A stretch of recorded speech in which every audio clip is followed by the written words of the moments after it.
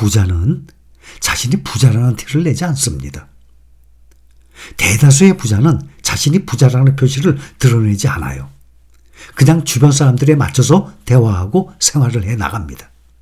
그러다 보니까 사람들은 그 사람이 자기와 유사한 경제 수준을 가졌다고 생각을 하는 거예요. 같이 어울리고 대화를 하지만 아주 친한 관계가 아닌 한 그 사람이 부자라는 사실을 모르고 생활해 나가는 것입니다. 내 수입에 근거한 지출 분수에 맞는 이 지출, 원칙을 세우고 그에 따라서 절약을 하고 시간이 갈수록 돈을 모으는 삶을 살아야 합니다. 제 생각에 우리 거의 모든 사람들이 그렇게 살고 있는 것으로 알고 있어요. 우리 신림가족 여러분 말입니다. 이렇게 사는 사람이 현명한 사람이에요. 먹고 싶은 거, 사고 싶은 거, 가고 싶은 곳, 하고 싶은 거 누군지 다 돈 쓰고 싶죠. 그런 거 다 해가면서 부자가 되길 바란다면 영원히 이룰 수 없을 것입니다.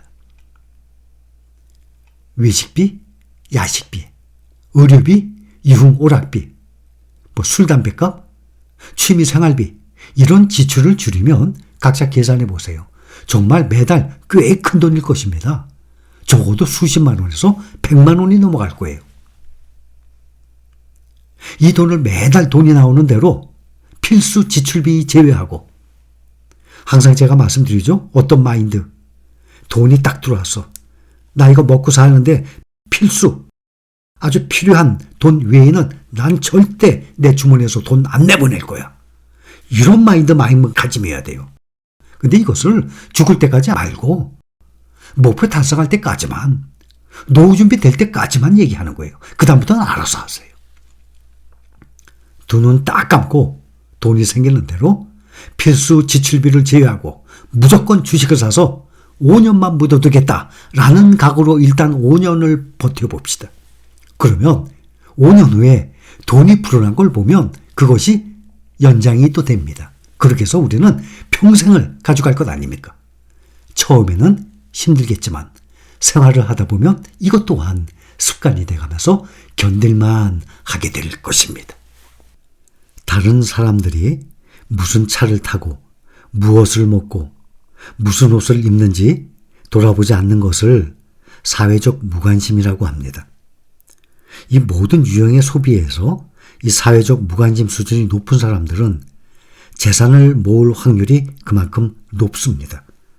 다른 사람들이 타는 차, 입는 옷, 사용하는 전자기기 이런 거에 대한 무관심은 장기적으로 보면 재산을 축적하는 능력과 연관이 있습니다. 이 사회적 무관심은 특히 과시적 소비 경쟁에 휘말린 삶을 살지 않도록 도와줄 수가 있습니다. 내 주변의 유행에 대한 무관심은 그 사람의 재산과 관계가 있습니다. 다른 사람들은 무엇을 사는가에 신경을 곤두세우고 끊임없이 가장 좋은 최신 소비재들, 전자기계나 이런 액세서리들, 이런 외모, 이 치장을 하는 이런 물건들, 이런 걸 갖고 싶어하는 사람들은 시간이 지나도 재산을 모을 가능성이 낮습니다. 사회적 무관심 정도는 나이, 소득, 이 상속, 이 증여, 이 재산의 비중과 상관없이 사회적 무관심을 실천하는 사람들은 재산을 모을 가능성이 훨씬 더 높습니다. 자신의 소득으로 재산을 모으는 데 성공한 사람들은 다른 사람들이 집 앞에 무슨 차를 세워놨는지, 어떤 복장으로 출퇴근하는지, 소셜미디어에 SNS에 무엇을 올리고 포스팅하든 무관심한 행동으로 일관되게 보입니다. 검소한 생활을 하고 자녀들에게 돈 관리를 가르칠 의지가 있는 부모들은 이 돈을, 소득을 이 재산 축적으로 전환하는 이 자녀의 능력에 영향을 미치게 돼 있습니다. 부모의 절약이 자녀의 순재산액, 이것과 긍정적인 관계가 있어요. 다시 말해서 부모가 경제적으로 부유해지는 데 도움이 되는 이 행동을 하게 되면 자녀도 그렇게 행동할 가능성이 당연히 크다는 것입니다. 부모가 근검절약하고 돈과 관련된 문제를 의논을 하고 훌륭한 돈 관리 기술을 보여준 사람들은 그런 교육을 경험하지 못한 사람들에 비해서 소득 대비 재산이 많은 사람이 될 가능성이 훨씬 큽니다.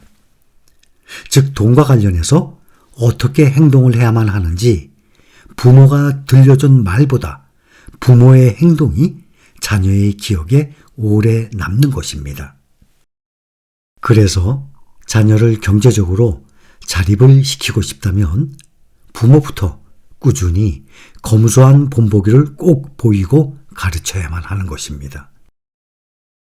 요즘 시대처럼 성공하는 방법, 돈 버는 방법, 또 주식 투자 방법 등의 이 실제적인 실용적인 정보가 넘치는 시대 과거에는 당연히 없었죠. 그럼에도 불구하고 전 세계 인구의 5%만이 경제적 자유를 누린다고 합니다. 대부분의 사람들은 서민의 가정에서 태어나서 서민으로 살다가 생을 마감을 합니다. 직업을 가지고 있는 사람들의 80%는 지금 하고 있는 일이 아닌 다른 일을 하고 싶어 합니다. 지구상의 대부분의 나라가 개인의 자유를 보장을 하고 모든 결정권은 개인에게 있습니다. 누구든지 자기 마음 먹은 대로 무엇이든 마음대로 할 수 있고 무엇이든 될 수 있고 가고 싶은 곳 어디든지 마음대로 갈 수 있고 사람은 누구나 자신이 원하는 대로 행동하고 생각할 자유가 있습니다. 그런데도 왜 수많은 사람들은 자신에게 절대적으로 도움이 안 되는 본인에게 해로운 부정적인 생각과 비관적인 마음을 계속 가진 사람들이 꽤 많습니다. 여러분들의 현재 모습은 어떻습니까? 현재 여러분들의 모습에 만족을 합니까? 나의 현재 모습과 미래의 모습은 누구에게 달려 있습니까? 당연하죠. 본인 자신에게 달려 있습니다. 내가 어떤 마음을, 어떤 생각을 가지고 어떻게 행동을 하느냐에 달려 있습니다. 이런 말 막 흔하잖아요. 여러분의 모습, 과거에 여러분이 결정을 하고 행동했던 모든 결과물 아닙니까? 현재의 나의 모습은 말이죠. 그렇다면 미래가 현재보다 더 나은 삶이기를 바란다면 지금부터라도 어떻게 해야 되겠습니까? 미래를 위해서 당연히 더 나은 선택, 생각과 행동을 해야 가능해지는 것 아닙니까? 행복은 재산순이 아닙니다. 즉 돈이 많다고 행복하고 없다고 불행한 것은 아니에요. 부자이지만 불행한 사람들도 많이 있어요. 또 가난하지만 행복한 사람 많이 있습니다. 그래서 행복은 얼마나 돈을 많이 버느냐 쓰느냐에 따라서 정해지는 것이 절대 아닙니다. 즉 돈을 많이 쓴다고 행복한 것도 아니고 쓰지 않는다고 또 불행한 것도 아닙니다. 행복은 아주 흔한 말이잖아요. 행복은 돈으로 살 수 있는 게 아니기 때문입니다. 행복은 돈으로 살 수 없다는 것 누구든지 다 압니다. 가난해서 불행한 것이 아니라 불행하다고 생각하니까 가난한 것입니다. 행복 내 마음속에 있습니다. 행복은 재산순이 아니죠. 자, 우리의 행복을 위해서 우리는 지금도 오늘도 열심히 달립니다.